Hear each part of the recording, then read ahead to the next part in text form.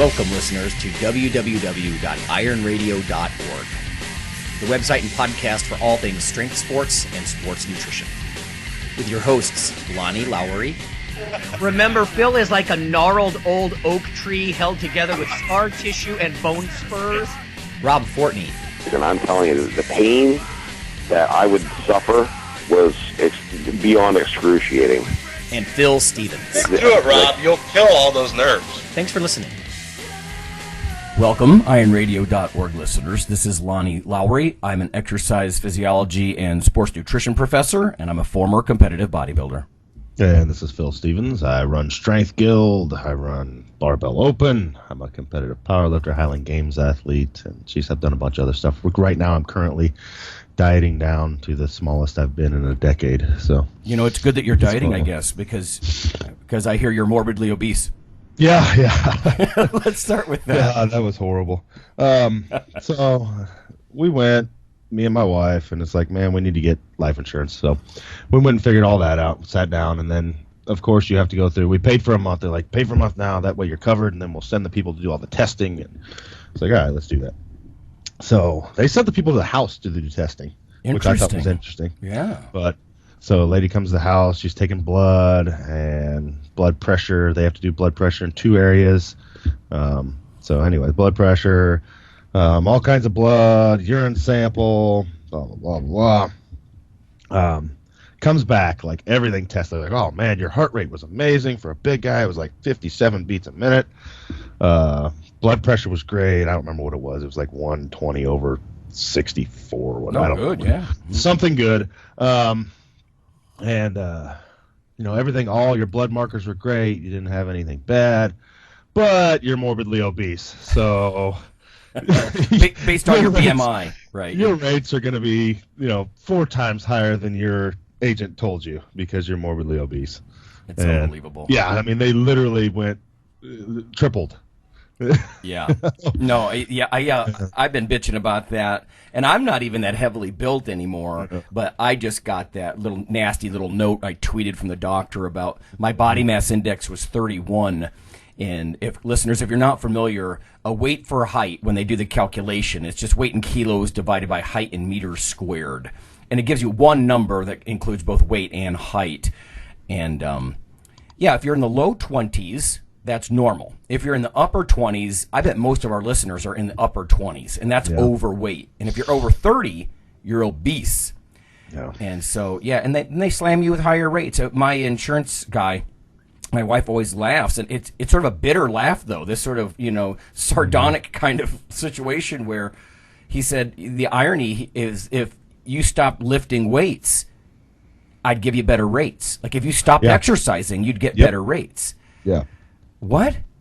Oh, God. That's the stupid thing. Yeah, and the weird thing is, like I was telling him, I'm seeing all this stuff on social media lately where it's like, if you have more than a 500-pound deadlift, get a better rate on your life insurance. And, what is that all about? I don't know. But hey, that's interesting because I just heard at that ASEP, was it the ASEP conference? I'm pretty sure one of the speakers was saying that VO2 max, or, your conditioning level, your aerobic capacity, is a better marker of lifespan and low cardiac risk than a lot of the traditional things, like cholesterol, or, stuff like that. But that kind of fits with that. I'd love to see some stuff because let's face it, if you can pull 600 pounds off the floor a couple of times, you must be fairly good shape. Something's going on. You're doing something right. Yeah. Now, at the same time, though, that game you play, fat or powerlifter, I'm not sure that's always the case. It depends. You get some guys, and if they're on heavy gas and they're like turning purple and their blood pressure's always high. Well, that's the thing. They're always going to test for blood pressure and stuff like that. So. Well, that's true. That's true. So, I don't know. It was just kind of.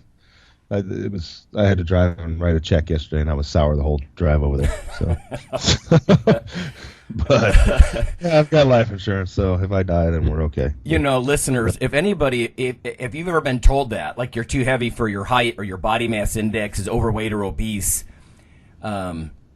tweet us or send us an email through IronRadioorg. It's just fun to kind of misery loves company because we're being discriminated against. Yeah, it's just. Like I said, well, I'm the sad thing, I'm 24 4 pounds down from where I was, and I'm still fat. You would have really blown him away. Yeah, exactly. Like, this guy's, get him in the emergency room. So You big head. yeah. Well. So. Okay, we have one piece. Let me share some mail, and it sort of fits this. This is from John, who contacted us recently about a different topic, but he said, "Hi, this is John. Does this look like good science, perchance?" And he sent me a link, so I went and I looked at the study. Strength and Muscle Sport News. It's called, at least the news blurb is called, "Protein Supplement May Cut Risk of Heart Disease and Stroke." So I'm like, okay, well, let's take a look at this, right? Because traditionally, I could tell you, working in dietetics, protein gets a pretty negative, the consumer education, the quote, education, close quote, that a lot of health authorities, including dietitians, have given with protein has been sometimes quite negative, right? So this is interesting that it might be something positive. So the paper is in the American Journal of Clinical Nutrition. This is the premier nutrition journal on earth. Like, this is the best one. So I am a member of this group, the American Society of Nutrition. There's a lot of people, including most dietitians, they couldn't even be a functioning level member in this group, because you have to have multiple publications to your name. And so a lot of these guys are MD, PhDs. So very impressive group. So that's a good sign, John, that this is legit.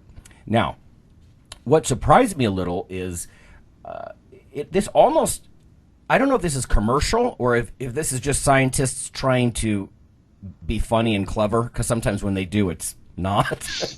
But here's the title. Whey protein lowers blood pressure and improves endothelial function and lipid biomarkers in adults with pre-hypertension and with mild hypertension. The results from the chronic Way to Go randomized controlled trial. Now, that's what I mean. Is Way to Go, I'd have to look into this further. This might just be them trying to be clever, because they love to name these ongoing trials with catchy names. But if this is commercial, this is the first time I've seen anything this overtly commercial in the American Journal of Clinical Nutrition, because AJCN, like I said, is a very premier one. Let me just share the tidbits here. The beginning talks about how cardiovascular disease is the greatest cause of death globally. We know that's true of men and women. High blood pressure affects 1 in 3 people in the United Kingdom, which is where this is coming from. This is Agnes Fekete, Fekete, and colleagues. High blood pressure is also a huge problem here in the U.S. So 1 in 3, 1 in 4, that kind of thing. So that's impressive, Phil, that you're not.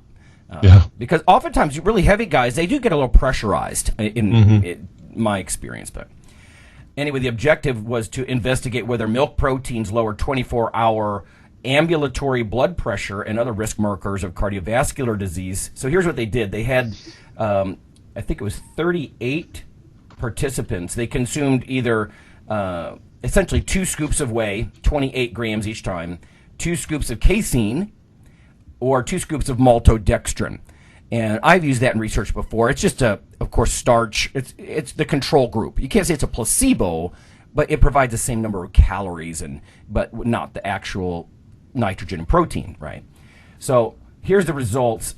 Significant reductions in systolic blood pressure. So they lost about 4 millimeters of mercury. So 4 units in their systolic blood pressure went down, and 2.5 units of diastolic blood pressure. So if you're not familiar, and I'm not going to bore everybody, but systolic is during the beat, during the squeeze, and then diastolic would be between beats. So that's the lower number. So normal is 120 over 80. A lot of people are familiar. Usually we're considering people mild hypertension if they're 140 over 90 or higher, that sort of thing. So this looks like a drop of roughly 3 to 4 millimeters of mercury on the SFIG. It also says, now this is something that Dr. Nelson would be interested in, flow-mediated dilation. Again, a marker of peripheral blood flow increased significantly after both whey protein and calcium. So it looks like the whey might have had the biggest impact on blood pressure, but the blood flow issues were improved with both whey and casein compared to the control, the starch, the maltodextrin. It says both whey and calcium caseinate significantly lowered total cholesterol as well. But it said only whey decreased triglycerides in your blood. So triglycerides are a lesser risk marker for heart disease, but some people have really high triglycerides. Men in general have a higher blood fat response to a meal, higher triglyceride response to a meal than women. And it can make your blood a little thicker and that sort of thing. So it is one of the risk factors, even though it's not quite as heavy as something like your low HDL, or high LDL, the bad cholesterol. But conclusions, the consumption of unhydrolyzed milk proteins at 56 grams a day, because remember they did 2 scoops, for 8 weeks, improved vascular reactivity, biomarkers of endothelial function. So again, they're just looking inside your blood vessels there. And lipid risk. So there it is, something very positive about taking 2 scoops of, I would say, traditional milk proteins a day. So, yeah, there's been stuff about different milk peptides lowering blood pressure in the past, but this is spanking new, though. This is literally this month. This just came out, so I appreciate it, John, for you sending that. So to answer your question, yep, good science, probably, almost for sure. And it's not the first time about the blood pressure, milk proteins lowering blood pressure, but it's a nice confirmation. So maybe Phil can take some of that to try to reduce his health insurance rates. Say, wait, I take my protein. Yeah. So anything going on in your in Strength Guild? I know you're going to take a trip here. No, yeah, and getting ready to go out to, I'm going to fly out, the whole family are flying out to the Record Breakers meet out of Jesse Burdicks next weekend. So we're going to load up and fly out there, see everybody. That's exciting. It's just been a while since I've been out that way, especially with the family. And, see JP try and do something insanely crazy again, just a few weeks after he did it. And, he hit, 932 in sleeves, and he's going to open at 905, I think, as an opener. Wow. So, it's this Record Breakers meet, so there should be a lot of big lifts there. And then other than that, just catch up with everybody. We have a lot of family that hasn't met my son that live out there. We haven't been out there since he was born. This will be his first plane flight. Oh, so okay, yeah. See how that goes. Well, what about a lot of those guys that are widely recognized names? Are they still pushing like record-breaking numbers, or are they? I hate to say more like us, because you're lifting a lot heavier than I am these days. But are they kind of done trying to break their old records? You know what I mean? Like who? I don't know. Who are you meeting out there again? Oh, I don't think Jesse's in it. He has to run it. Yeah. So Jesse Burdick. But I mean, he's still lifting. And Mark Bell is supposed to do the meet. I don't think he is now because he tweaked his pec. Okay. But he was going for 700 raw bench. Oh, so, shit. Yeah, I mean, they're still they're still lifting. Okay. So because I don't even know how Jesse, Mark, a lot of those guys up there. I lose track of Jim all these coming guys. out, but Jim doesn't leave the house. So I was trying to talk to Jim and his wife, and they're both coming out. But right, yeah. But they're not going to make it out to California. So are these guys? Are they a range of ages, or are they all pushing 40, or We're all about the same age. Yeah, that's why I asked that. Right, that was my vibe. A lot of these guys are like war-scarred veterans, and are they? We're all pushing. JP's younger. JP's 32. Right. 30, Yeah. But he's still a young buck. He's got some years in him. Good. He's heavily built too. I think his career, he'll have good career longevity. Big things out of him in 10 years. I'm gonna change my jobs and become his life insurance agent because I can really jack up the rates. Right. Because he's like 360. If my rates are what they are at 250, then his rates have to be astronomical. I have wanted for ages to take a lot of guys like this and just document them for science. Like, here's their body mass index, but then here's their body composition, or even if they're high body fat. I mean, it's not like JP's trying to sport a 6-pack abs or something, but just get some different biomarkers on them and just document them. Because when you look in research papers and in peer-reviewed scientific studies, the guys like this don't really exist there. I just want to stick them in like an MRI unit get their blood pressure. Just document them. I know it's a tiny minority of the population, but it'd be fun to take elite guys, like define elite somehow, I don't know, world record holders or however you would want to do it. Bench at least X number of pounds, or I don't know, squat over 600, whatever, and then just document them, because it might help. It might help the discrimination thing. Like, but there's a lot of good things. I don't know. Yeah, it'd be interesting to see. So, yeah, I mean, other than that, we got that going on. I've been busy at the gym, so I think that the batting cages are supposed to open next week. Upstairs, so we got the stairway going in Monday. Because I don't want the kids. Basically, it's going to be a lot of little league kids, and the only way up there right now is a stairway that goes around the elevator shaft. And this is like an elevator built in 1890. Yeah, and it's just an open shaft. I'm not having 10-year-old kids walking down an elevator shaft. So we're putting in a different stairway and direct access and stuff like that. What would be fun? Keep them busy, man. I think it would be fun in your gym. Again, with kids, you have to be careful, but have a fireman's pole from the second floor down to the first floor. Yeah. And then have people climb up it for part of their training or something. I don't know. Yeah. No, I would be totally game for that and just add it into the waiver. But there you go. So yeah, I mean, man, keeping busy, kicking butt, training when I can. Right now it's early in the morning, but it's going well. I've deadlifted over 600 already on this after this injury, and well, you scare me with that a little. You know that. Yeah, I know. Because you're really aggressive, ramping back up, but. That's rehab is moving in that direction. They're getting not like 600 pounds aggressive, but they try to hit people, get them back to near maximal function much more quickly than I think they used to. Yeah, the only thing weird on me right now is my squat, but I mean that's to be. I mean, basically I had a hip replacement and a complete hamstring rupture, so it's just gonna take time. I mean I can still squat 500, but it just doesn't. There's days that it's like, it's not the cards. Don't you have to be careful with depth now with the fake hip? Yeah. Well, my doctor's advice was spend most of my time high. He said you can go there. He said I just wouldn't do a ton of volume. Way down. Okay. So because of the pop out thing, right? Yeah. Yeah. So he's like spend a lot of your time high, and then take a few shots down. Here and there. Right. So that's kind of what I'm doing, and yeah. For me in the gym, my big thing lately is I'm just trying to do volume with what's embarrassingly light loads. But, volume has been making me sore. It's amazing. I think if you have a good idea of how your body reacts to different lifts, and you can really focus and get, associate with the lift and get into it, I really think you can get sore with 2 1/4, even 185 for, let's face it, a lot of listeners are like, oh God, that's so light. But imagine doing like 8 sets of 8 with that, or 10 sets of 10, or you will be ruined. And I just think at my age, that sounds funny, but I just turned 48 and my back won't have it.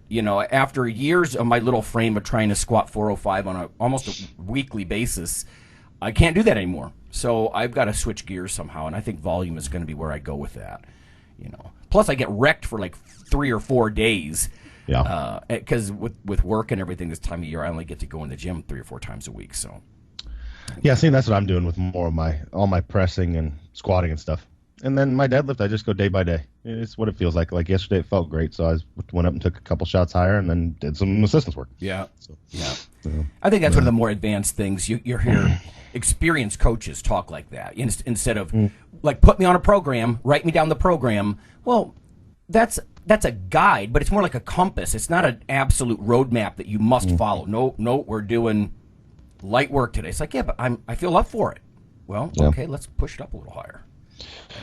Yeah, and I mean, especially when you're dealing with somebody like myself that has multiple injuries and orthopedic issues and this and that, you can't just, here's what we're doing, no matter what. Yeah. It's like, well, that's not happening today. That's a good point, because my joints dictate what I do a lot. Yes, exactly. Yeah. So. Okay, before we go to break and we do our topic of the day, everyone, again, we're just going to talk about the next 5 years in muscle sports. But I wanted just to thank some people. Shane, John, and James, thanks for stepping up for the funds drive. It's appreciated. And now this is just something I've panned over the last couple of weeks. I know we have more, but the usual supporters, I don't want to forget them. Jill, there from the beginning, you are appreciated. David, Ryan, Holly is another one. There's Prasan, Joe. Thank you for the support of this, right? Iron Radio is like a public radio format type of show. And from the beginning, we have not inundated you with ads. And this is the fall funds drive, which is why I'm mentioning this. But we don't beg on a regular basis either. I listen to some podcasts in different genres, and that's all they do. I mean, irritatingly so. You know, go donate, go donate. Well, I will say, if you're interested, IronRadioorg, you can either do a one-time donation or you can become an ongoing $4 a month supporter. So we're putting that out there this time of year so we can pay the servers. A small amount of that money I will use for like students if they need to buy like research supplies or something, or for Phil. In fact, Phil, I haven't gotten to talk to you about this. When we're off air, we'll hammer out some details, but I think we've got enough in that in our coffers we can help support a couple of athletes. So that's just the kind of stuff that gets done. We do not just go, you know, buy Guinness and meat pies with this stuff. I don't know. Yeah. Okay, we'll go to break. We're going to come back and talk about the next 5 years in muscle sports.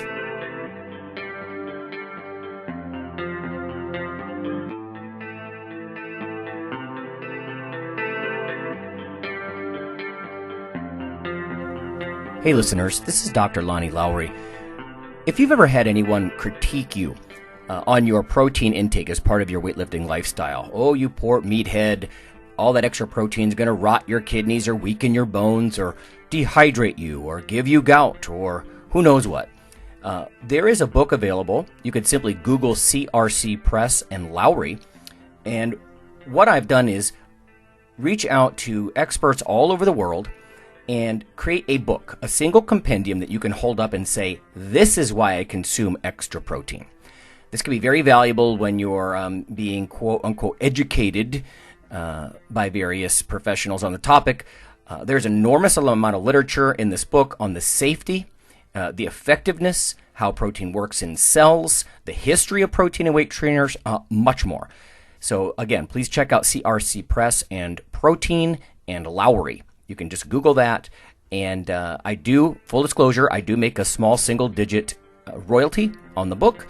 But that's not why I did it. I did it so we can all have something, our particular population, to both defend what we do and to inform our nutrition and our eating. Thanks.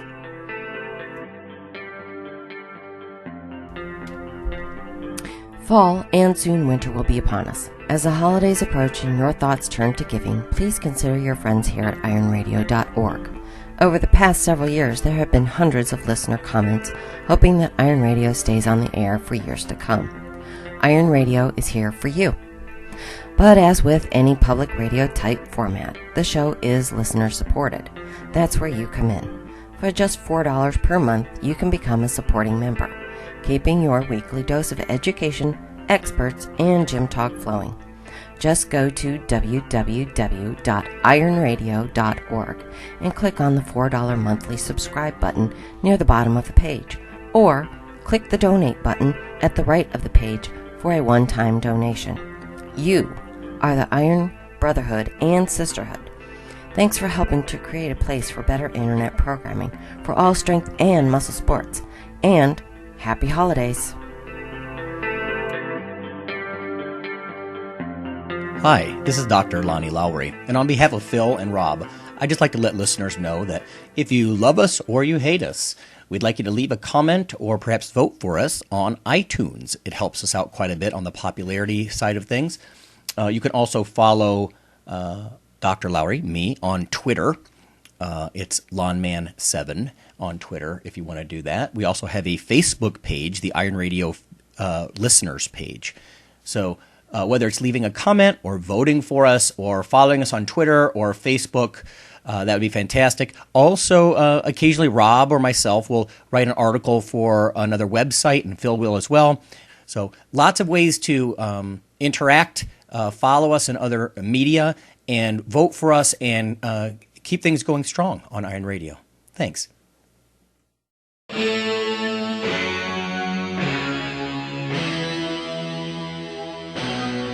Like your weekly fix of Iron Radio? In addition to being a popular institute on iTunes, we are also on email. Simply go to www.ironradio.org and sign up for the voluntary email. You'll get a once per week email, no more. That's little more than the show notes and a link to the audio. So go for it.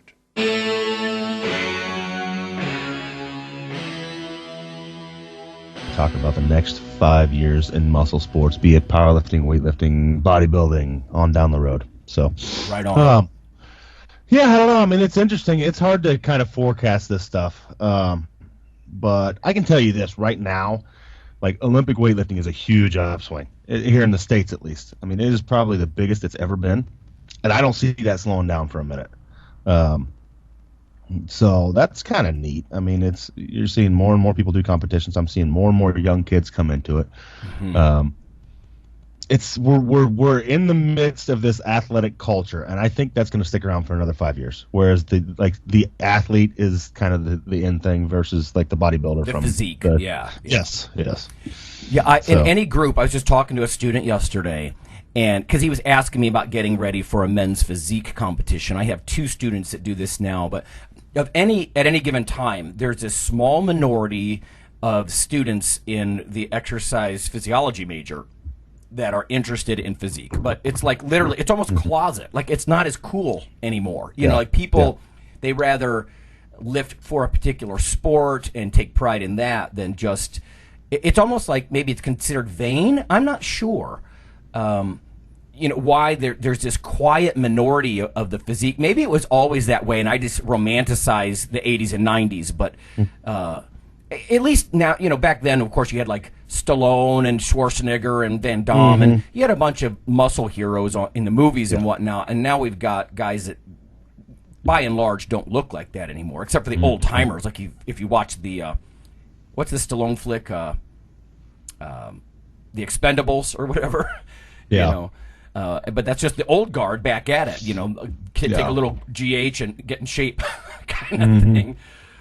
But no, I agree with that. Now, what do you think about how people are getting into the Olympic lifts? I mean, is it the CrossFit mechanism, and is that good or bad? And B, is this going to be enough that we might actually be a contender 5 years down the road? Because I know at the international level, we don't do well in Olympic lifts.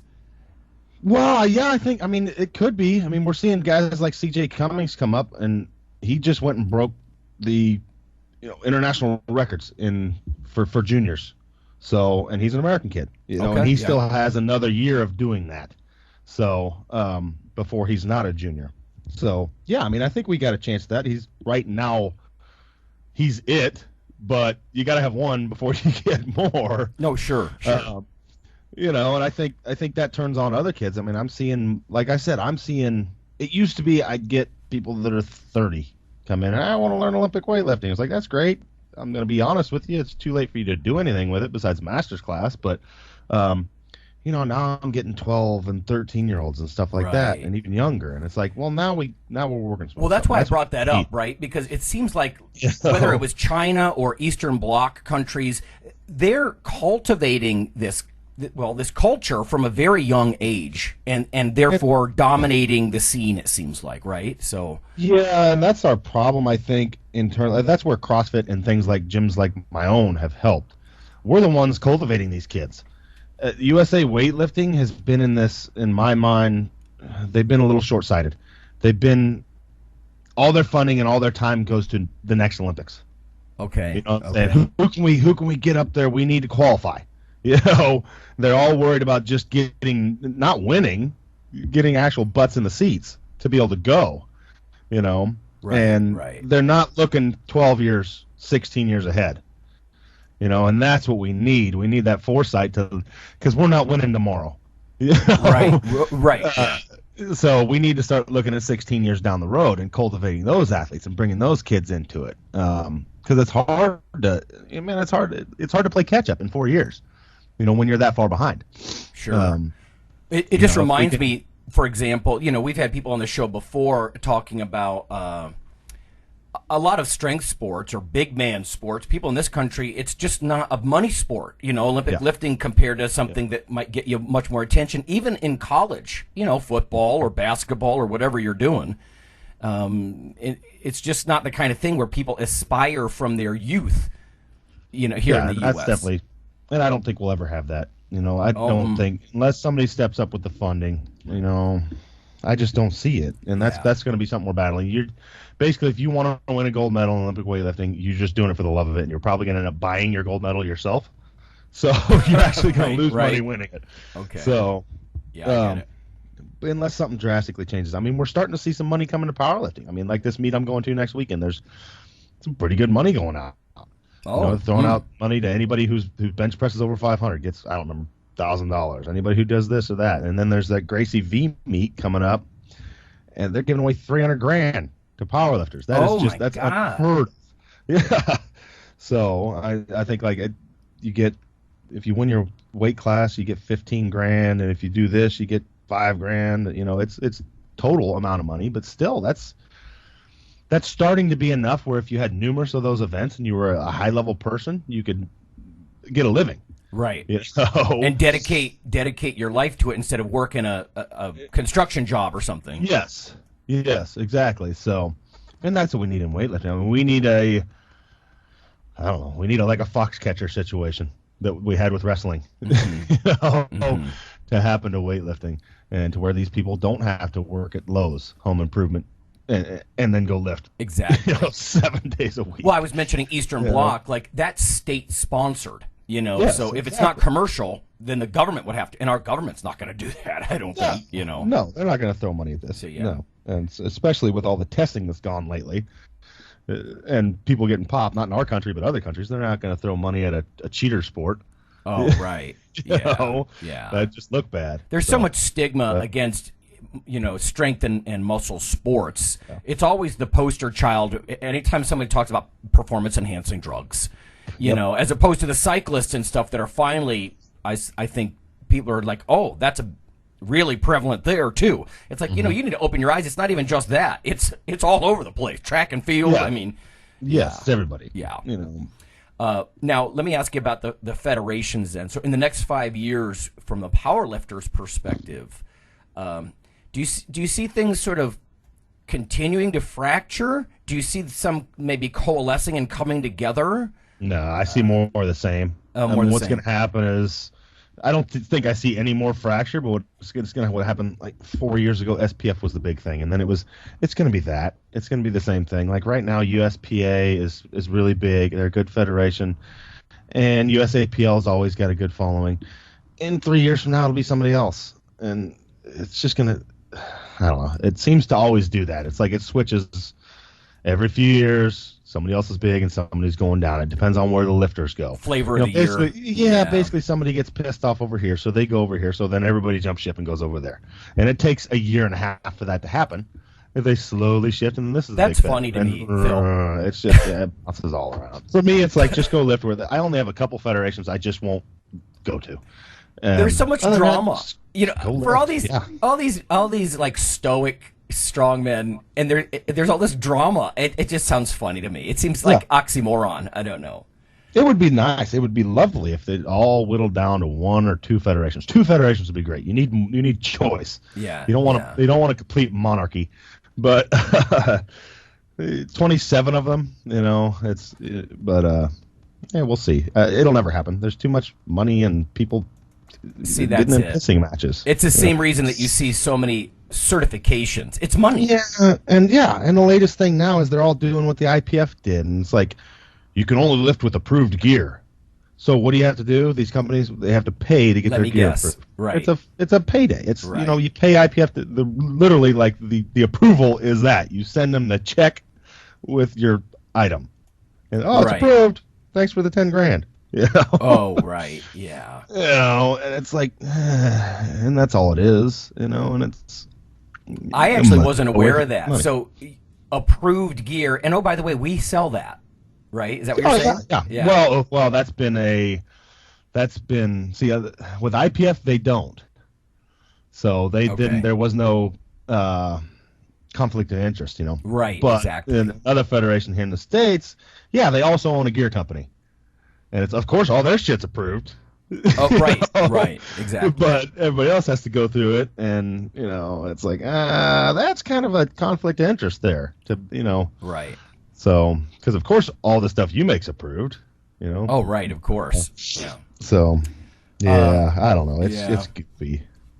Let me offer a couple of things from the bodybuilding perspective. One of the things that I've noticed over recent years is I can't even keep track of the new federations that kind of crop up. I don't know if historically it's been quite as bad, the fracturing maybe as in powerlifting, but I mean, because to me, there's NABA, there's the National Physique Committee, the NPC. Some of these regional events are growing in like even NABA's old school. NPC, to me, is still, the central one, although there's so many cropping up. All these natural ones, I can't keep track. It seems like mostly lots of these little natural ones that I'm just not that familiar with. But regional events, like we've had a couple of people on the show here that were contest promoters, like Chris Bongiovanni and people of that nature, and I'd like to get a few more too. And they are actually having increased enrollment. I mean, they'll have 200 athletes show up, for some of these different events. But I think a lot of it, at least on the men's side, and arguably the women, not arguably with the women's bodybuilding is pretty much extinct. For the most part, and I might get some heat for that, but there it is. But the physique competition seems to be where it's at. And like I said, a lot of if I talk to students, that's what they're thinking. Like, I'd like to do men's physique because I think it seems attainable. They don't have to weigh over 200 pounds at 4% body fat. They can weigh 170 pounds and just make it more of a dieting competition, I guess. But I think they've tried to reinvent in that way with the physique. I'm just not a fan. I don't like covering up my legs. That doesn't make any sense to me, but I get it from a marketing standpoint. It's going to kind of feed the rest of it. And then, I don't know, maybe some of those guys even cross over and they also compete in the bodybuilding. So it's weird to me because I think on the whole, bodybuilding is smaller, and I think at the pro level, in a lot of ways, there's less interest because the guys are so big, they don't look that good anymore, with the GH insulin bellies and all that stuff. And and yet, regional stuff seems to still be growing in a lot of ways. So I'd like to get a few more regional contest promoters to do this. And the other thing, I don't know, my prediction for the next 5 years would be that trend will continue. You'll see that kind of stuff. I don't know if men's bodybuilding is going to go the way of the dodo like women's bodybuilding tended to, we'll see. But another thing that I think is adding to the shrinkage, like on a pro level or maybe just across the world, not so much just in the men's physique and whatnot, but is we do not have the same environment that we had 10 or 15 years ago with big supplement companies underwriting everything. You had companies like Metrex or EAS or Pinnacle, or you could go down to VPX. There were all these sort of big companies, and they'd show up with fleets of trucks, and they got big factories, and the magazines are filled with their products. And now when I flip through magazines, and again, I don't look at muscle magazines as much as I used to, so people can certainly come at me with this one if they want, but it feels like it's more scattered, and the companies that are there aren't as big. They're not as financially powerful. It's more of a, I don't want to say fly by night, but it's just mid-level or smaller companies maybe, and I don't know if they're scrapping in the aftermath, like the scraps of the industry, or it just doesn't seem like those products that used to drive the whole industry, underwrite everything, the big bodybuilding type supplements. I don't know. I feel like that golden era is gone. But so if you're a listener and if you disagree, let us know. Contact me through IronRadio.org, and and tell me what you think. Maybe there are a couple of big players that are coming up in the supplement world that I'm not familiar with, but I am aware personally of a lot of people who they walk around and they call themselves CEO of this supplement company or that. I'm like, you're CEO of nobody. You know, you have no staff. It's not the same thing. You know, so no, I think all in all, it's a big upshift, at least in lifting. You know, I'm seeing more meets in general everywhere than I was before, and you're seeing more people come to them, especially raw stuff. You know, the hell, 10 years ago I was the raw dude. You know? Oh, right, no, right. And now I go to meets. I mean, like JP, they're throwing this meet in December where I have a lot of lifters going to, and he opened it up to 65 lifters, and in 24 hours it was full. You know, wow. Literally had to shut it down. That's how, I mean, it's getting much more. Whereas before, even 5 years ago, we would hope to fill it up. Oh God, I hope we make enough to make, to break even. Yeah. So it's come a long way. There's a lot more people just doing it, and it's become more acceptable for the average person. Hey, I'm going to go out and try this and have fun. So got you. What about Strongman and Highland? Just as a last topic here, because you've competed in that stuff before. Is that like more grassroots attendance kind of thing too, or? Well, Highland Games for sure, and I think it might grow a little bit. You're seeing like the lightweight class now get a little more attention, which is good. So that's the under 200 and under, which again makes it more attainable to the average person. Right. It's almost analogous to men's physique, in bodybuilding, in that it's more attainable. Yeah. You don't need to be 280, and 6'4". Yeah. 400 pounds. I don't know. Highland Games, I don't think is ever going to be. I think it's always going to be very niche. It's just. Look at it. It's throwing like trees and stuff. Yeah. So and drinking beer. You can't just go like powerlifting. You can go squat, bench, deadlift. Anywhere. And even Olympic weightlifting is more attainable than that. You need a bar. You can do some cleans in your basement. Yeah. Maybe you don't have bumper plates, but that's okay. Neither did Tommy Kono. But where are you going to find a caber? And who has the drive to go out and make one? So I think it's going to stay niche. And then I don't know. I mean, Strongman, I don't think it's as big as it was. I don't see as much going on around that I did before at the amateur level. Like there used to be a bunch here. The year that I blew my first bicep, I was like signed up for 7 competitions around this area, and I don't see any now. So at least in this area, it's slowed down a bit, but I think it's always going to be there.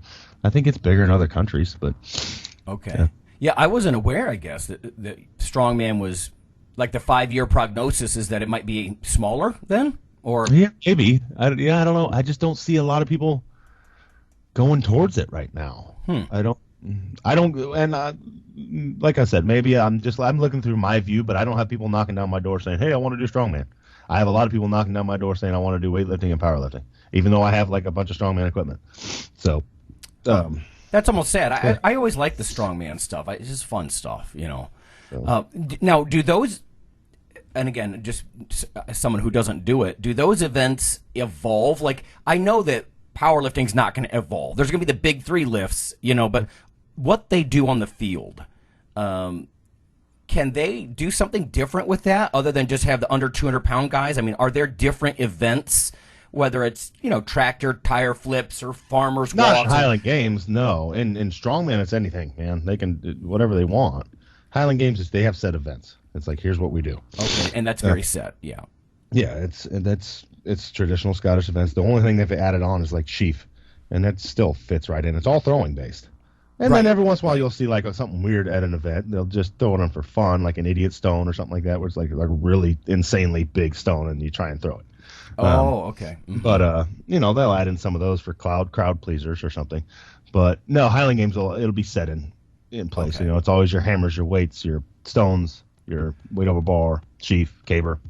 Yeah. So. It's interesting to me because it seems that Strongman and Highland Games, and I know I always talk about them together. I understand that the Highland guys are throwing stuff all day, but the crowd appeal seems high for those things. Like you could show up, I'd rather show up and watch that stuff than, I don't know, a baseball game or something like that. There's events that are happening on the field right now, and you can kind of, and it's almost got the Highland Games feels to me like it's almost got the tailgating mixed in with it. Well, yeah, and that's where Highland Games, I think, does great, is the fact that it latched on to these Scottish and Irish festivals. Right, exactly, yeah. So there's all this other stuff going on, and if other sports did that, it would help.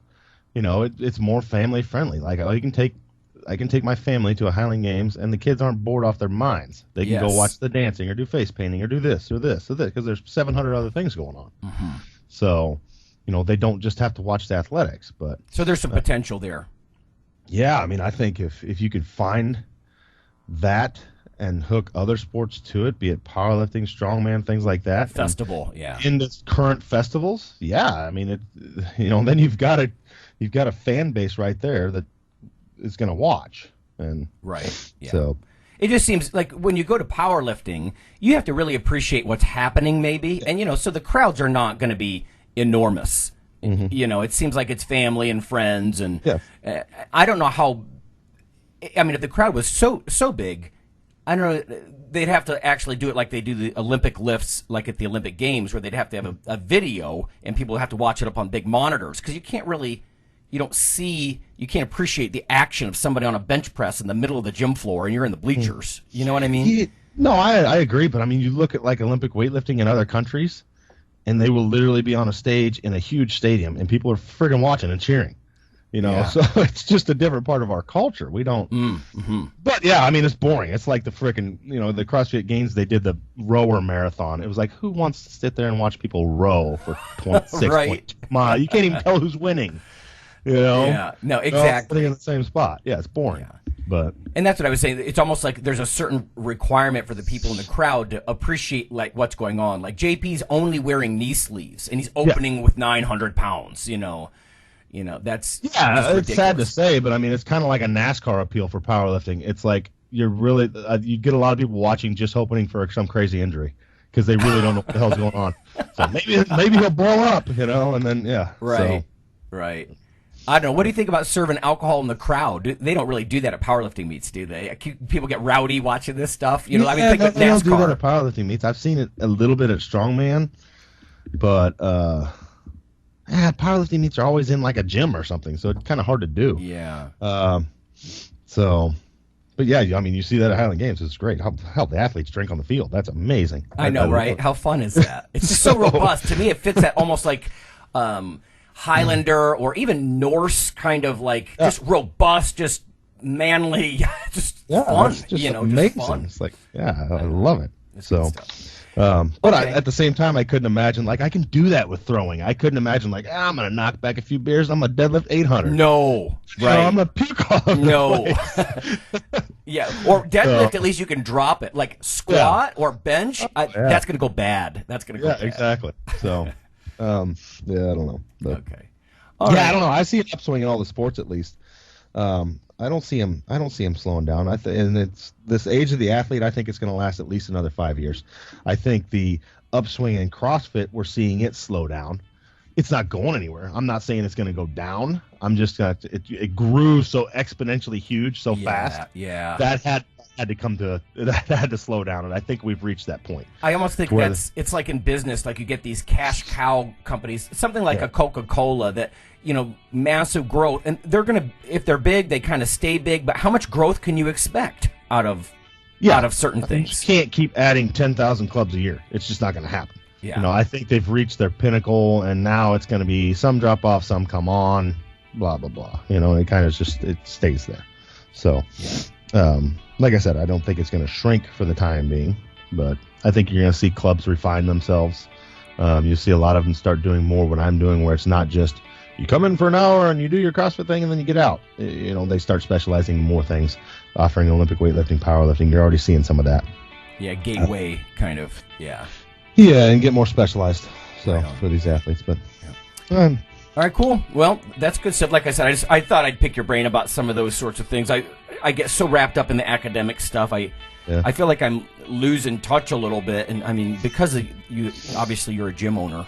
Yeah. You're more up on a lot of that stuff. Just fun to kind of look ahead and see where things are going in the different sports. So, all right. Well, we'll see everybody next week. Everybody. Yep. Thanks a lot.